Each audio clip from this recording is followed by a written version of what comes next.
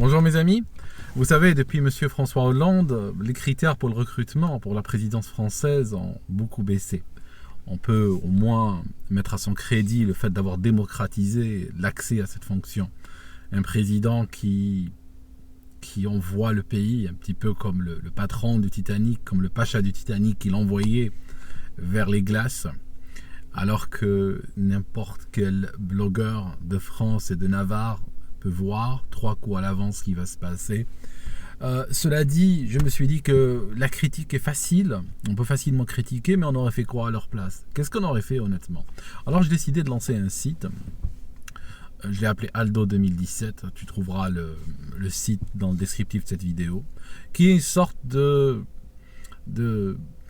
candidature présidentielle virtuelle, entièrement virtuelle, je vous assure. Je ne suis pas français, je n'ai pas de nationalité française, je n'habite pas en France, je n'ai pas 500 signatures, et donc je ne pense pas à faire une vraie candidature ni aujourd'hui, ni dans le futur. Mais juste pour essayer de me mettre dans la peau de ces gens-là, je me suis dit, si j'avais été candidat à la présidentielle, qu'est-ce que j'aurais fait? Et en fait, le but du site, c'est partager des idées, mais aussi essayer d'en obtenir également. C'est-à-dire que je suis sûr que ce que j'ai fait, ce que j'ai écrit, ce que j'ai lancé un petit peu comme idée sur différents secteurs ou différents domaines sont juste des débuts, n'est-ce pas, des points d'ancrage, comme on va dire, d'un brainstorming.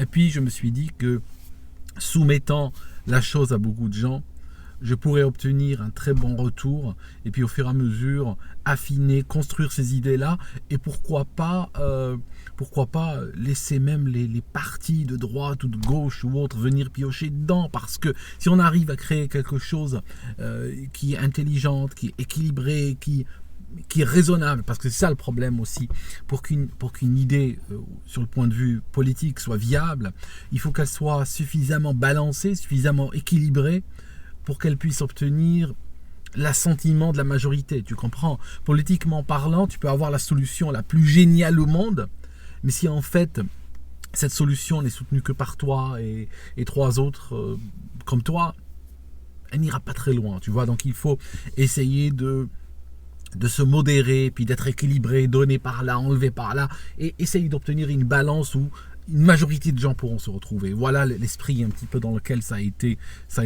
écrit. Alors voilà, je vous laisse regarder le site, je vous laisse voir le site, et puis il y a plein de moyens d'interagir. Vous pouvez par exemple répondre sur Facebook, il y a un thread sur Facebook pour cela, un fil. Et puis il y a aussi sur YouTube et tout, vous pouvez juste commenter, et puis on verra où ça va, quoi. Merci mes amis, et puis à plus tard.